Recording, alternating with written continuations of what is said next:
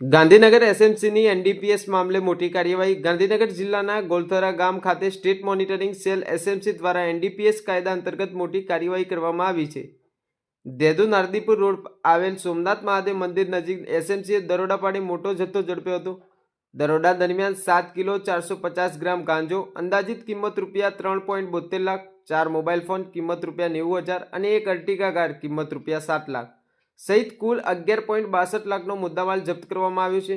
આ કાર્યવાહી દરમિયાન કુલ 4 આરોપીઓની ધરપકડ કરવામાં આવી છે, જેમાં એક કાયદા સાથે સંઘર્ષમાં રહેલું બાળપણ હોવાનું જાણવા મળ્યું છે, જ્યારે 2 આરોપીઓ ફરાર છે, જેમાં એક ગાંજાનો સપ્લાયર હોવાની ચર્ચા છે.